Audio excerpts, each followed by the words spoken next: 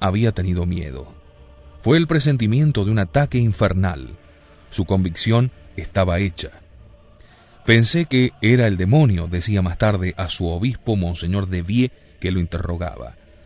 Pensé que era el demonio porque tenía miedo, y Dios no da miedo.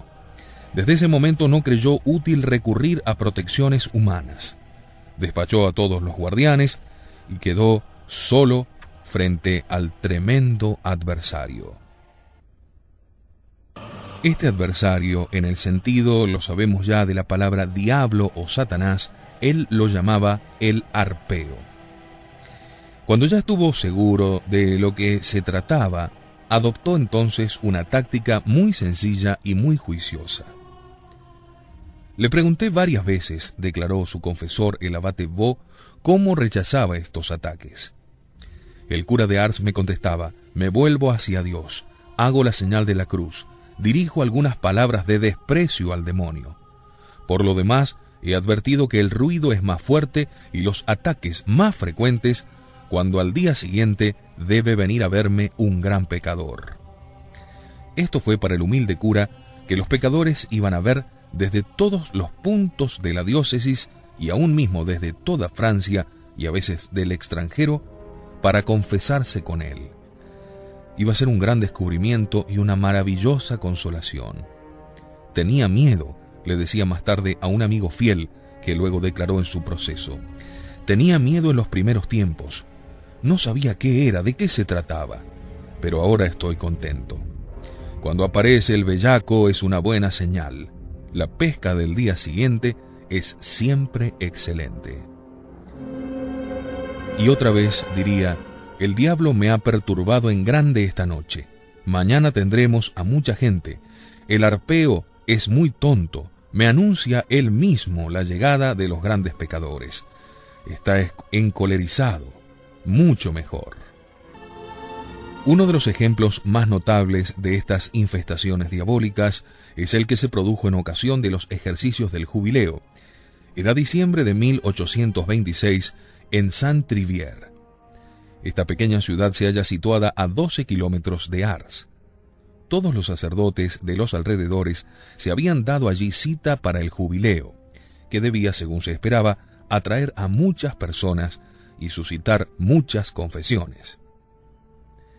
El abate Vianney había salido de su casa mucho antes del alba. Contra Satán.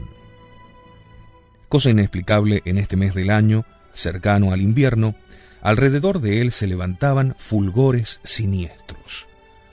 El mismo aire parecía estar en llamas.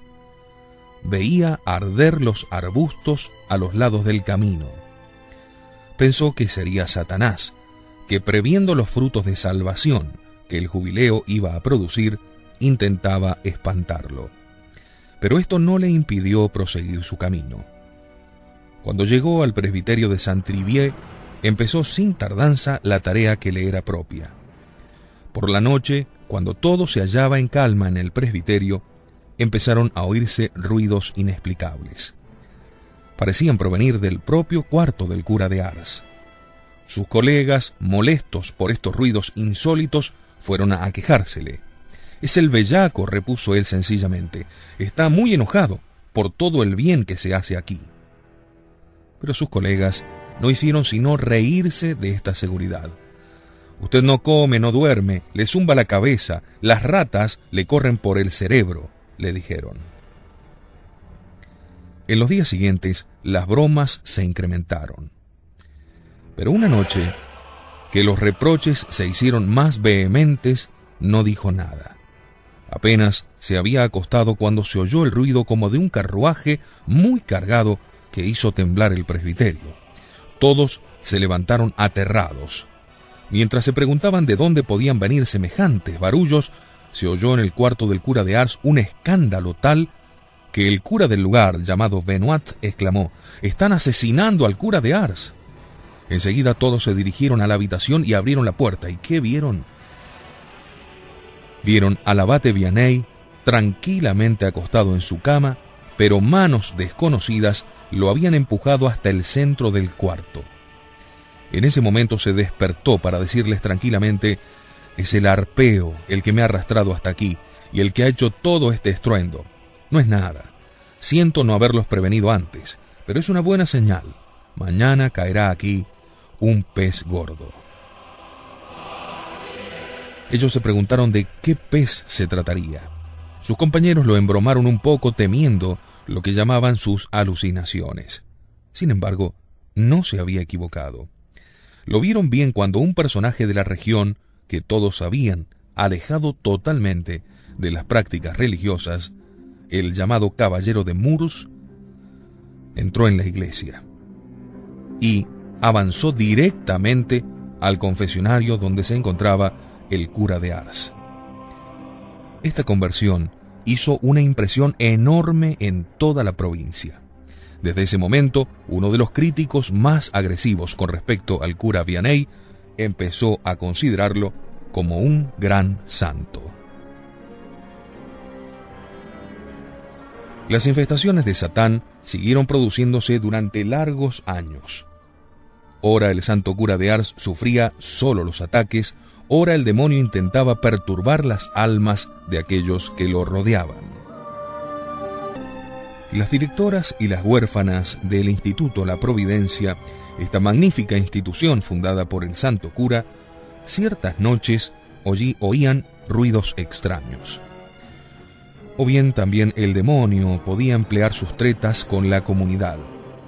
Cierto día, declaró más tarde en el proceso de beatificación Marie Filiat, cierto día después de haber lavado la marmita, la había llenado de agua para hacer la sopa. Vi en el agua unos pedacitos de carne. Aquel era día de abstinencia.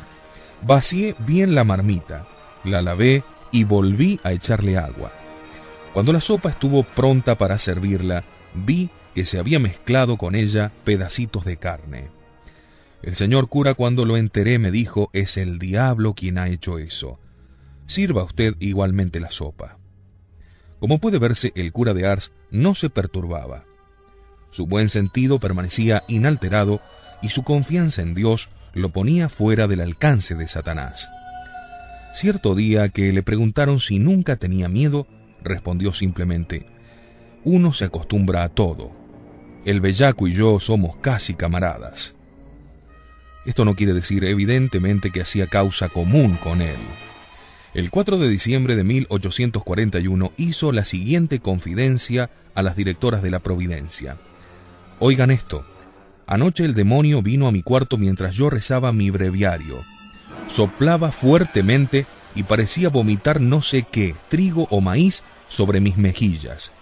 Yo le dije: me voy allá al orfelinato a contarles cómo procedes para que te desprecien».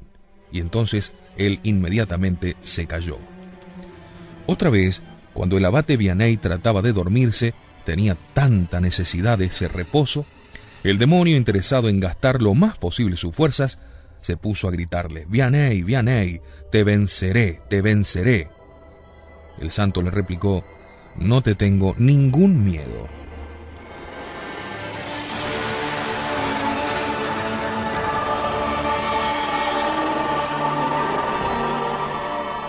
Muestran en el presbiterio de Ars una cama que perteneció al santo cura y que fue quemada no se sabe cómo mientras él estaba en la iglesia.